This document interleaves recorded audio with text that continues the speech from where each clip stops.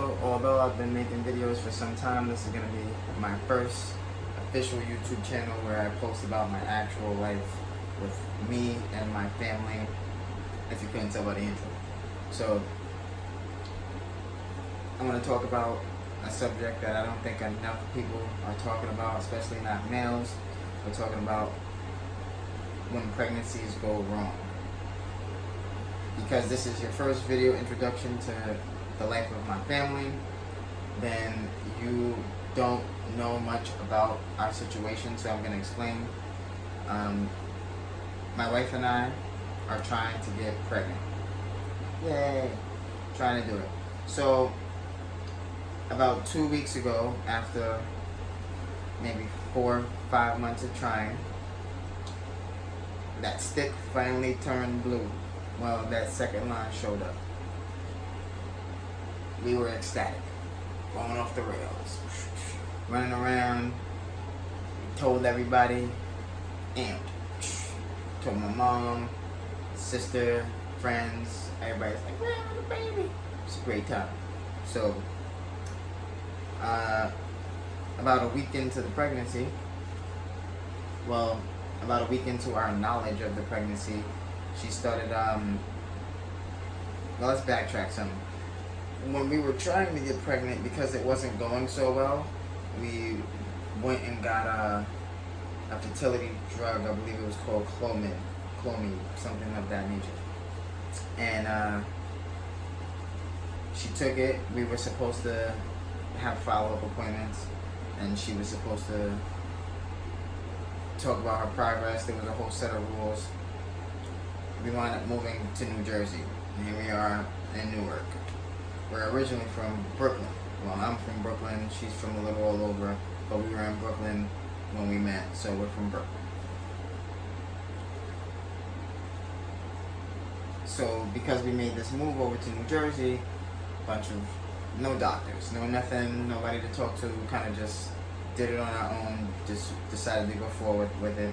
So now, her getting pregnant, we weren't actually sure if she was pregnant because of natural causes or because of the fertility drug, and we wind up informing our doctors that, well, she wound up having some pain.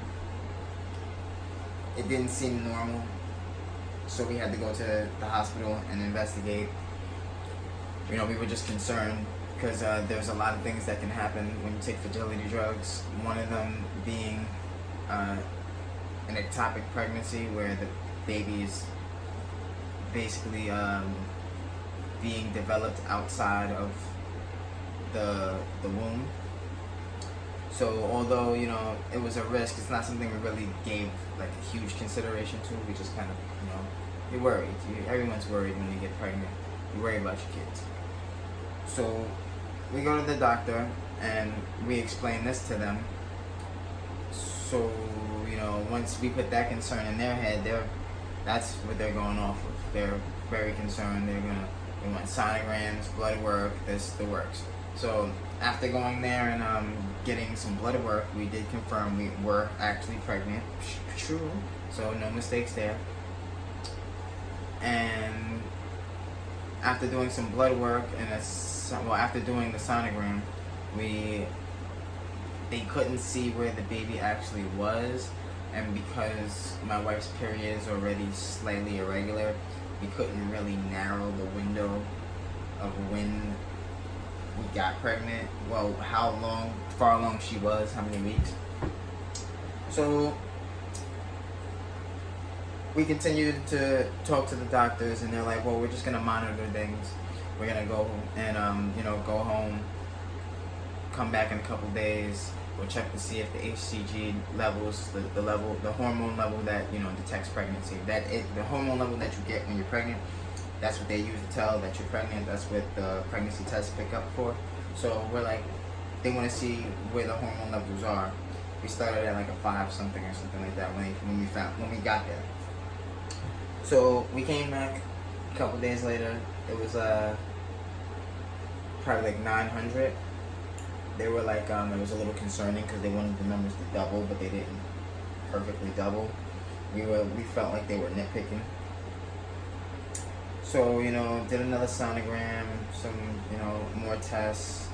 So far, can't see baby, don't know what's really going on. So we're just going to continue to, treat the situation as just a precaution. Gave her some medication for prenatals, a prescription for prenatals. So we're still very much in the baby boat. A few days later, we go back. Numbers are at about 1,300. So, the numbers still weren't rising the way they wanted to. And she was feeling some pain. She was in the hospital for a bunch of hours. They ran some more tests. Doctors, sometimes they can take too long. It was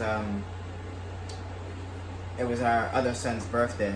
So I didn't really want her in the hospital the whole day missing his birthday. So after like 6-7 hours of being there, I kind of just went in there and pulled her out because, doctors keep 5 minutes, you're soon done. Went in there like a boss, pulled her out. It was like, we'll come back tomorrow. So upon coming back the next day, I believe, we go to speak with the OBGYN doctor, and she's basically telling us that based off of what's going on and how things are proceeding, that she believes that it is an ectopic pregnancy, which is, when the baby's not in the proper position. I'm sure I got some graphics, so I'm going to throw them up right here. So when the baby's not where it needs to be, and this one place, it can also be in like these 5 other places. And if it's in any of those 5 places, it can cause a bunch of issues, up to and including the rupture of your fallopian tube, which is a very bad thing because, you can die. So they were advising us to terminate the pregnancy. Now, my wife has always wanted to be pregnant. Our son was not birthed by my wife. She adopted him many years back when he was just a boy. It wasn't a normal adoption. She actually obtained custody through a friendship that she had with someone else, and the mother couldn't really handle the responsibility, and so she acquired custody of our son back then. So she's never actually been pregnant, and she's been waiting for this her whole life. So there was just no way we were just going to terminate this pregnancy without concrete proof, because at this point we still didn't have any proof. They were just going off of what they believed in the science. So they told us that there were 2 ways that we could go about this. That they could have surgery where they could go in and operate, and hopefully if the baby wasn't in the tube, then we could just see where the baby was and then patch things back up, leave things alone. Or we could just cut our losses, take the and it was like an injection shot. It's not really like an abortion pill or nothing like that, but it will stop the baby's growth, so effectively terminating the pregnancy. So that was also an option. Not one we were really digging, but it was the better of the 2 options, I think, because the other one, who wants to have surgery, right? So after after they told us that, we wanted to just be sure, so we told them to just run another test, just run another blood test. Let's see if maybe everything's just moving a little hasty. Just run another blood test, and if the levels are up high enough, then perhaps things are normal. So they're like, all right, cool. They're gonna run the blood test. We run the blood test. It was like probably like 2 in the afternoon at that time. So they closed at 4. The blood test didn't come back at time, so we wound up going home. No, we wound up going home. They were supposed to call us. They closed at like 4, so they didn't call. So it was what it was. So later that very same day, we wound up going to like Walmart or something, and while we were there, she was just going through it, just pain. And now there's symptoms to look out for when you possibly may experience an ectopic pregnancy, and she just wasn't experiencing any of those pains. We're doing Google searches, YouTube videos to see what's going on. She's just not experiencing any of the pain, or any of the symptoms. So we're hoping that we're in the clear. So when we get to Walmart, she starts describing me what's going on, and it's kind of, I'm no doctor, but I am a licensed EMT. Never actually worked for any companies, but I do have the knowledge. So when she starts telling me what's wrong, I'm like, this seems like the onset of the symptoms that are consistent with what they're talking about. So I'm nervous, I'm scared, and we decide that we're gonna go to the hospital after we're done at Walmart. So now after being at Walmart and I'm ready to go to the hospital, wifey's like, oh, she wanted to, because the stepkids were over. So not the stepkids, the guy kids were over. So wifey wants to get a pool, a little mini pool, whatever, for the backyard, so that they could have a little time splashing around. Plus she wanted to get in there too. So instead of going straight to the hospital, we go head back out to like Target or something. We get to Target, she can barely walk. So we put her in the little scooter. Going around there, seems like symptoms are getting worse. Kids are running around, not really listening, how kids can be. And I'm just kind of getting more and more worried as this thing continues and goes on. So now she's riding around in a little cart, like I said, and she starts to experience all these pains. We get to the door, we're leaving out of Target. I'm like, I'm gonna go get the car, you just stay right here. So she gets off the little cart and she's in so much pain, she starts crying. Like, she's crying in pain. She's leaning on little kids. They're like, I've never seen her in so much pain in my life. Well, in the time that I've been with her, I've never seen her in so much pain, and I'm not happy or comfortable with the amount of pain that she's in. So at that point, I'm pretty much just tell everybody to shut up, and we're going to the hospital. I don't care what y'all talking about. Throw all that stuff in the back. Speed off to the hospital. Car's not doing that well. We ain't well off, so we got a little hoopty ride right now, and that thing be overheating. And so that thing started overheating because I was just going, boom, zipping through traffic. So I actually had to pull over on the side of the road for a second and let it cool off. I was very upset about that because I wanted to get there as fast as possible. So I took about 5 minutes to try to let the engine cool. 5 minutes doesn't do nothing. I'm throwing water on that engine, all of that. So at this point, we're probably like 5 minutes away from the hospital. So I just didn't want to overheat the engine 5 minutes away. That's a fucked situation. So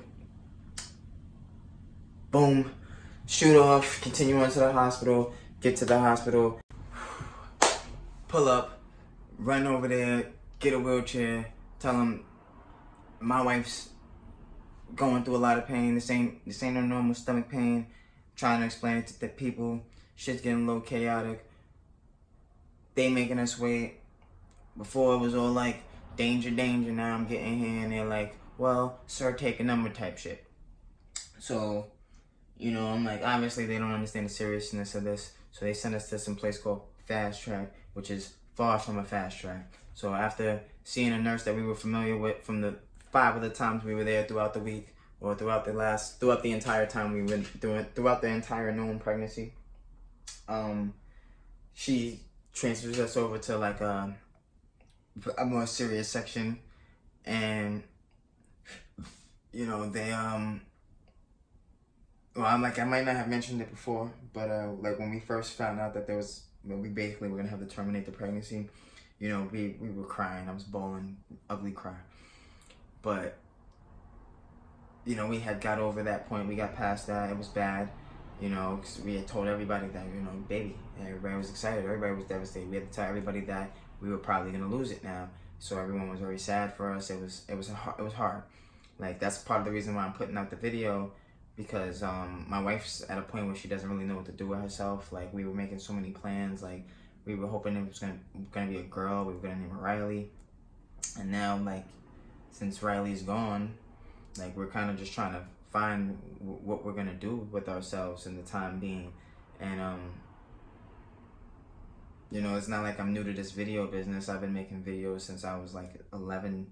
So I've been editing since, I mean, I'm 29, I'll be 30 this year. I've been making videos since like 2000. Like, before there was a YouTube to put videos on, I've been editing videos.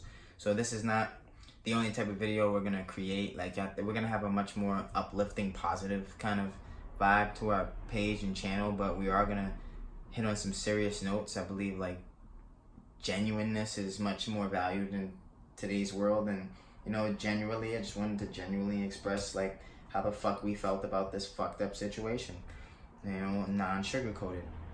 That's why the next video is going to be wifey actually talking about her experience with this, because you know, this is only a portion of the story, and her side of the story is going to probably be a little more intense, because she actually went through it, and I was just on, you know, the other side, holding her hand through this.